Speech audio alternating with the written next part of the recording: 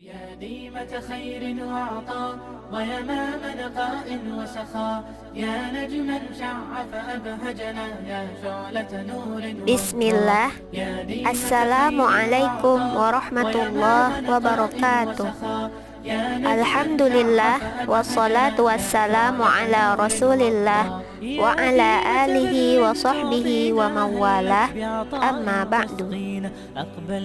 Kami dari kelompok 9 dengan anggota Fadilah Zahratul Afifah, Rizky Putri Andani, dan Nabila Nur Hasanah akan mempresentasikan pembahasan mengenai Negara Kesatuan Republik Indonesia.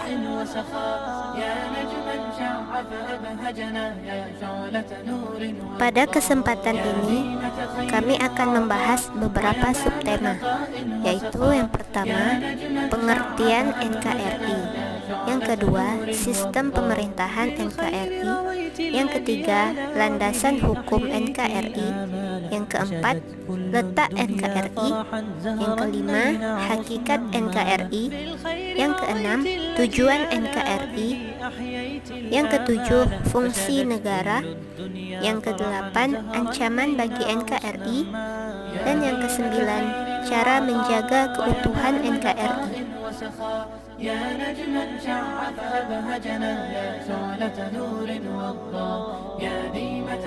Pengertian NKRI.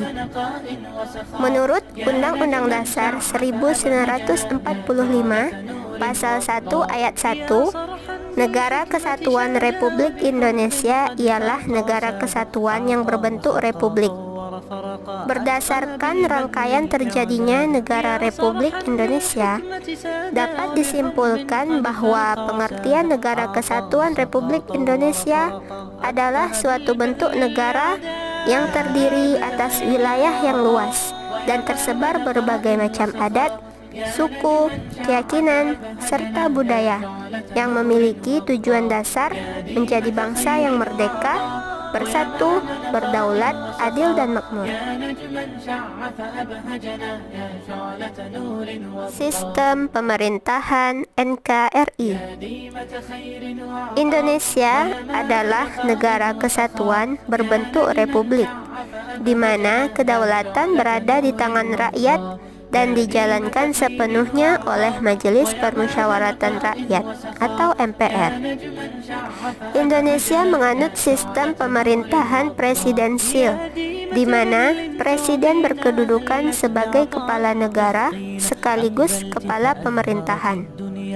Para bapak bangsa yang meletakkan dasar pembentukan negara Indonesia setelah tercapainya kemerdekaan pada tanggal 17 Agustus 1945, mereka sepakat menyatukan rakyat yang berasal dari beragam suku bangsa, agama, dan budaya yang tersebar di ribuan pulau besar dan kecil di bawah payung Negara Kesatuan Republik Indonesia atau NKRI.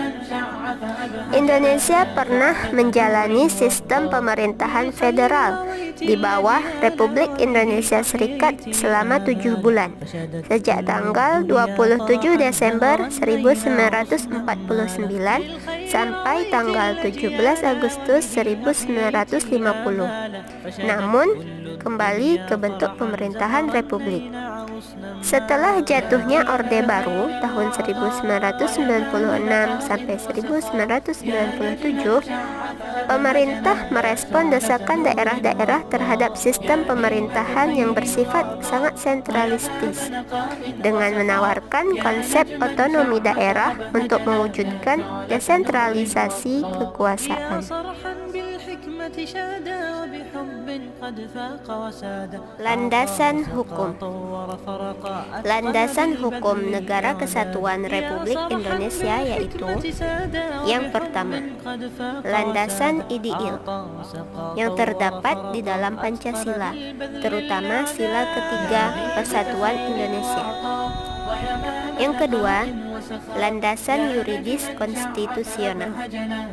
Yang ketiga, landasan konstitusional yang terdapat di beberapa tempat di dalam Undang-Undang Dasar 1945. Yang pertama terdapat di dalam pembukaan, alinea kedua dan keempat.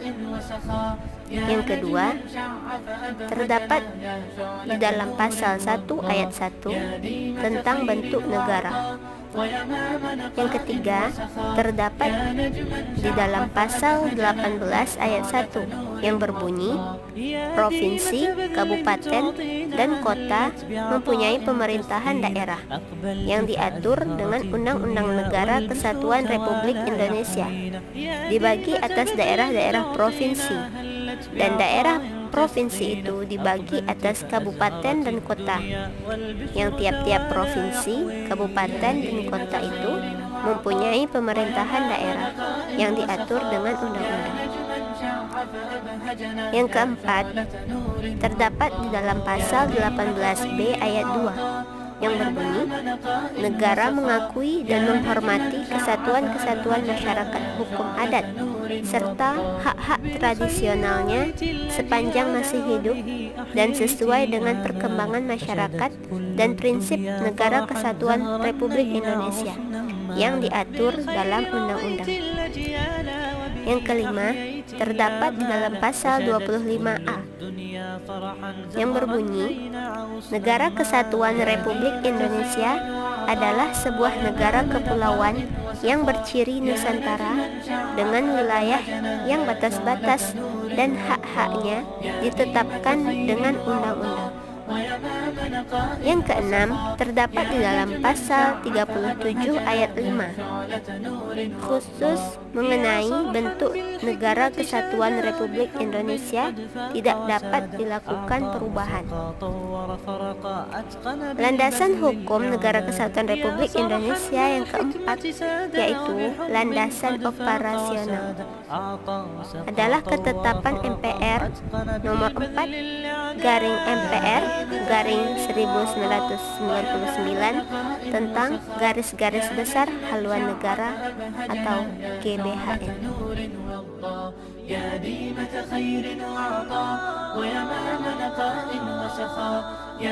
Letak NKRI. Negara Kesatuan Republik Indonesia adalah sebuah negara yang dilintasi oleh garis khatulistiwa yang secara geografis terletak di yang pertama, di antara dua benua, benua Asia dan benua Australia, di antara dua samudra, Samudra Pasifik dan Samudra Hindia. Terletak di 6 derajat lintang utara sampai 11 derajat lintang selatan dan 95 derajat bujur timur sampai 141 derajat bujur timur secara astronomis. Di pertemuan tiga lempeng secara geologis, yaitu lempeng Eurasia, lempeng Indo-Australia, dan lempeng Pasifik. Terletak di antara dua sirkum, yaitu sirkum Mediterania dan sirkum Pasifik. Indonesia merupakan kepulauan terbesar di dunia dengan jumlah pulau lebih kurang 17.508 pulau besar dan kecil yang terbentang dari Sabang hingga Merauke dan dari Miangas hingga Pulau Rote, serta terdapat lebih kurang 700 bahasa daerah sehingga disebut juga Nusantara. Dengan populasi hampir 270.054.853 jiwa pada tahun 2018, Indonesia adalah negara berpenduduk terbesar keempat di dunia dan negara yang berpenduduk muslim terbesar di dunia dengan lebih dari 230 juta jiwa. Hakikat NKRI. Hakikat NKRI yaitu suatu negara kebangsaan yang modern di mana pembentukannya berdasar pada semangat nasionalisme yang merupakan tekad dari masyarakat Indonesia untuk bersama-sama membangun masa depan dengan menghimpun diri di dalam satu negara, meski berasal dari beragam latar belakang, baik agama, suku, ras, budaya, bahasa, dan lain sebagainya. Tujuan NKRI. Tujuan Negara Kesatuan Republik Indonesia adalah sebagai berikut. Yang pertama, melindungi segenap bangsa Indonesia dan seluruh tumpah darah Indonesia. Yang kedua, memajukan kesejahteraan umum. Yang ketiga, mencerdaskan kehidupan bangsa. Dan yang keempat, ikut melaksanakan ketertiban dunia yang berdasarkan kemerdekaan, perdamaian abadi, dan keadilan sosial.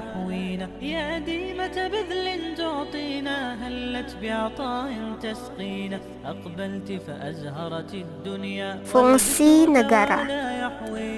Menurut Montesquieu, ada 3 fungsi negara. Yang pertama, fungsi legislatif, yaitu membuat undang-undang. Yang kedua, fungsi eksekutif, yaitu melaksanakan undang-undang. Yang ketiga, fungsi yudikatif, yaitu mengawasi agar semua peraturan ditaati. Adapun menurut Miriam Budiarjo, ada 4 fungsi negara. Yang pertama, fungsi penertiban atau law and order.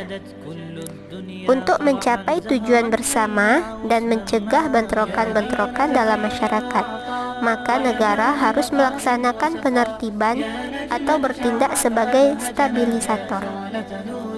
Yang kedua, fungsi kesejahteraan dan kemakmuran.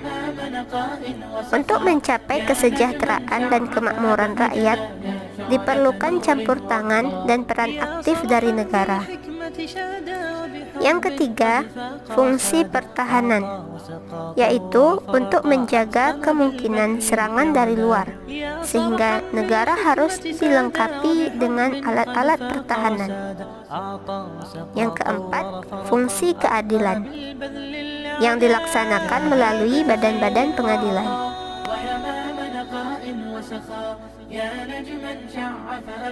Ancaman bagi NKRI. Ancaman bagi Negara Kesatuan Republik Indonesia bisa berasal dari dalam negeri maupun dari luar negeri. Di antara ancaman bagi NKRI yang berasal dari dalam negeri yaitu: yang pertama, disintegrasi bangsa melalui gerakan-gerakan separatis berdasarkan sentimen kesukuan atau pemberontakan akibat ketidakpuasan daerah terhadap kebijakan pemerintah pusat. Gerakan separatis ini terjadi di beberapa daerah, antara lain di Papua, Maluku, Aceh, dan Poso.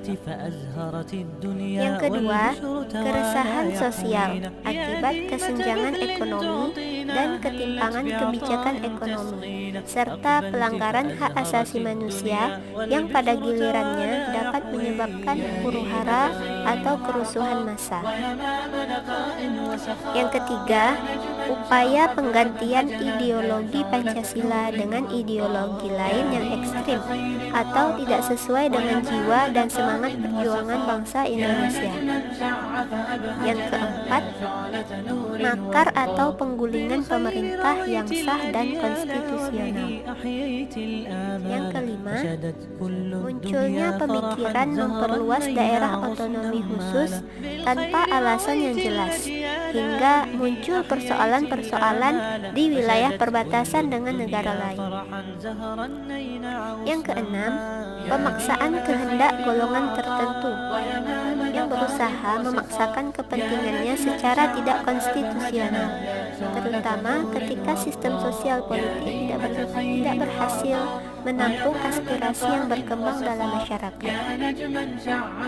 Yang ketujuh, potensi konflik antar kelompok, baik perbedaan pendapat dalam politik, konflik akibat pilkada, maupun akibat masalah SARA. Yang kedelapan, melakukan kolusi, korupsi, dan nepotisme yang sangat merugikan negara dan bangsa karena akan mengancam dan menghambat pembangunan nasional. Dan yang kesembilan, kesenjangan ekonomi, pemerataan pendapatan yang tidak adil antar kelompok dan antar daerah.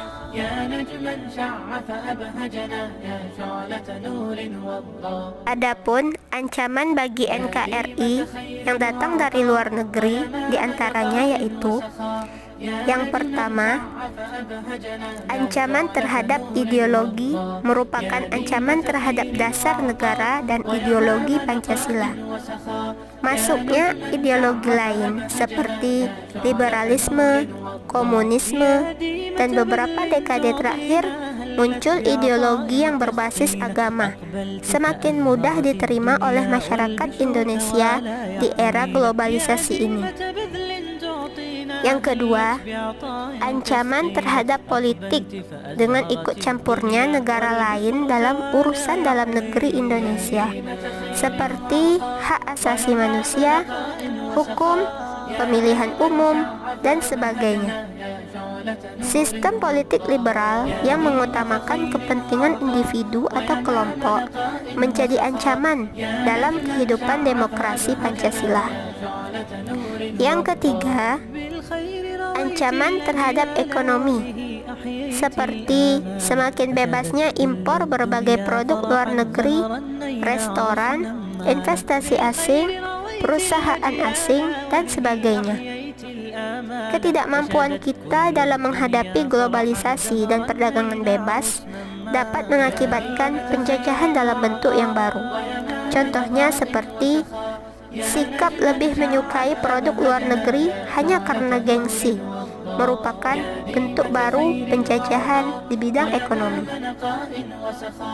Yang keempat, ancaman dalam bentuk penjarahan sumber daya alam melalui eksploitasi sumber daya alam yang tidak terkontrol sehingga merusak lingkungan, seperti illegal logging, illegal fishing, pencurian kekayaan alam, dan penyelundupan barang. Yang kelima, ancaman terhadap sosial budaya, misalnya dengan upaya menghancurkan budaya bangsa melalui disinformasi, propaganda, dan berbagai kegiatan kebudayaan yang dapat mempengaruhi kebudayaan luhur bangsa Indonesia. Yang keenam, ancaman terhadap pertahanan dan keamanan, antara lain pelanggaran wilayah oleh kapal atau pesawat militer negara lain, kejahatan internasional, kelompok luar negeri yang membantu gerakan separatis, dan sebagainya. Cara menjaga keutuhan NKRI. Di antara cara yang dapat dilakukan untuk menjaga keutuhan Negara Kesatuan Republik Indonesia yaitu: yang pertama, mengamalkan nilai-nilai yang terkandung dalam butir-butir Pancasila dan menerapkannya dalam kehidupan sehari-hari. Yang kedua, mengobarkan semangat Bhinneka Tunggal Ika sebagai landasan persatuan bangsa. Yang ketiga, menjalankan kehidupan berbangsa dan bernegara sesuai dengan landasan konstitusional UUD 1945. Yang keempat, melaksanakan usaha pertahanan negara. Yang kelima, menghormati satu sama lain. Yang keenam, menerapkan keadilan dalam suatu negara. Dan yang ketujuh, menumbuhkan rasa cinta pada tanah air.